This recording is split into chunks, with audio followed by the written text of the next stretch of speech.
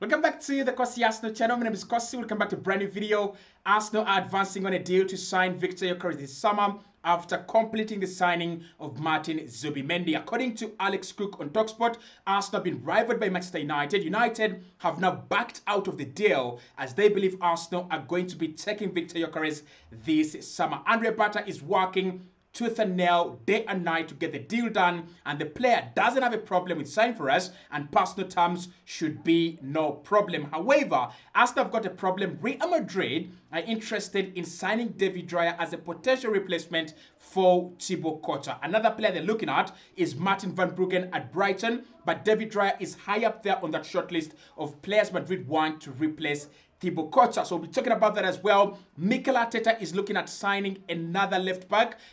This will be the third summer consecutively that Arsenal are looking to sign another left back. Now, let me know in the comment box below what you think about this one. Do you think Arsenal should be signing another left back? We have Lewis Kelly there. We have Ricardo Calafiori there. We have Julian Timber, who's played there for a whole season, and he played there very well. Should Arsenal commit more funds to the left back position, or should we stick with what we have? Let me know in the comment box below. Let's get into it. Now, let's start off with that big report coming in from Portugal. The Arsenal have now sent in a bid of about 75 million euros to Sporting in order to sign Viktor Gyokerez, and a deal is quickly advancing. Now, the report says that Arsenal are really working very quickly to get this deal done, as a couple of other clubs are also eyeing the situation. Chelsea are there, Tottenham are there, and Manchester United have been the biggest rivals from Arsenal on this deal. However, according to TalkSport, this is what they've said, and this comes in from their chief correspondent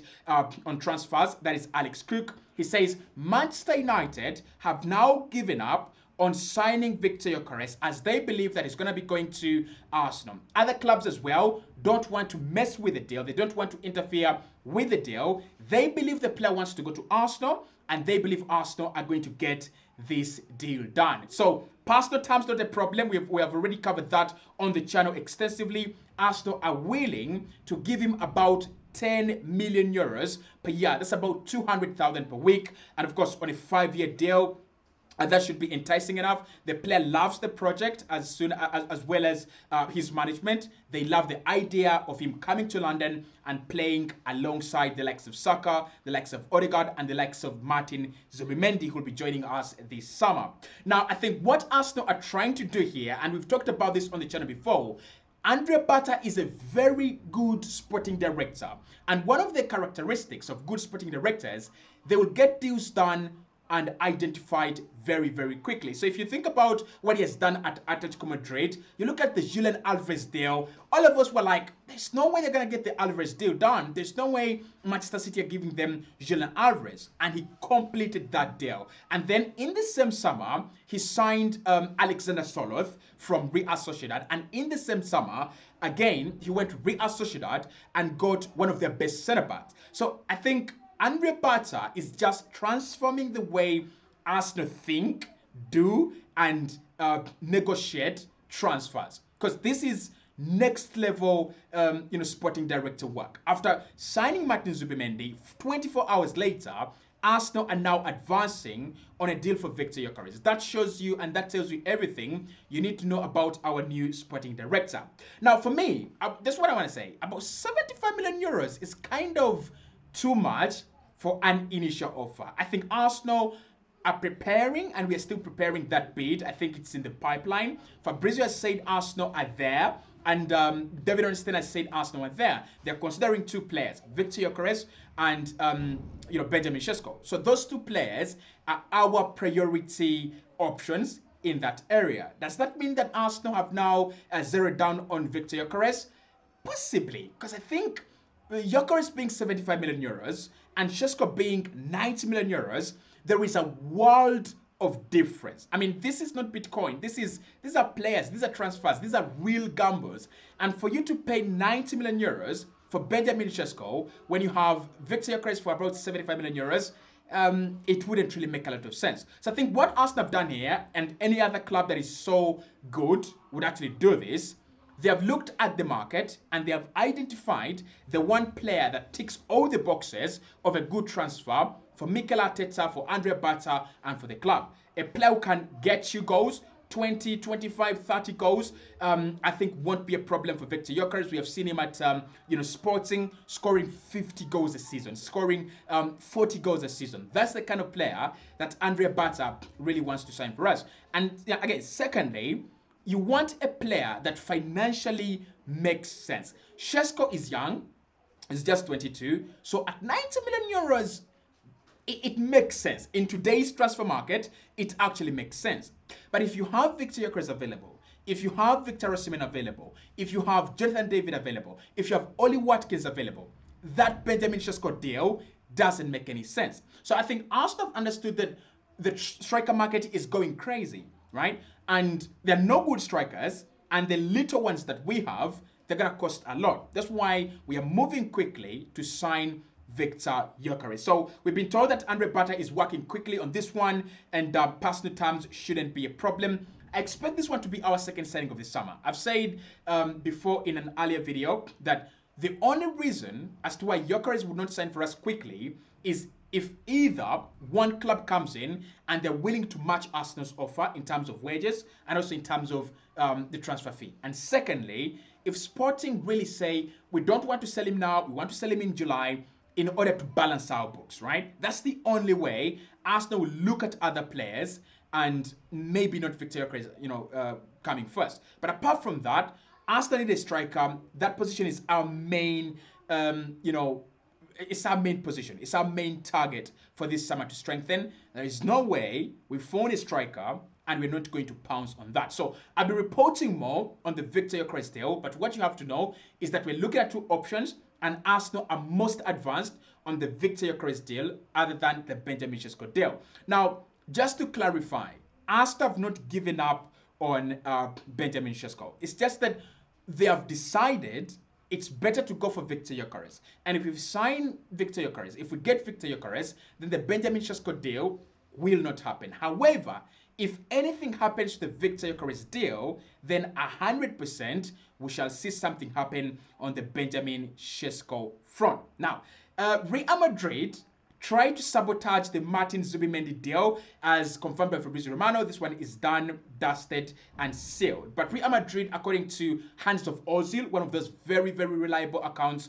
on reporting reporting about Arsenal, Real Madrid tried to sabotage our deal on Martin Zubimendi on 3 separate occasions. However, the management of the player told them the player has already given his word to Arsenal and Mikel Arteta. There is nothing we can do. And I think this is due to the arrival of Xabi Alonso. I think Xabi Alonso as a manager, Martin Zubimendi is just like Xabi Alonso. I think apart from those thunderous shots, he's so similar to Xabi Alonso when he was still a player. That anchorman role, that ability to make the right decisions all the time. So I'm not surprised that Xabi Alonso wanted Martin Zubimendi. But for me, I was sure, I was contented, I was so convinced that it was sold onto this Arsenal deal. This was reported around January, at the end of January, at the beginning of February, that Arsenal had agreed a deal with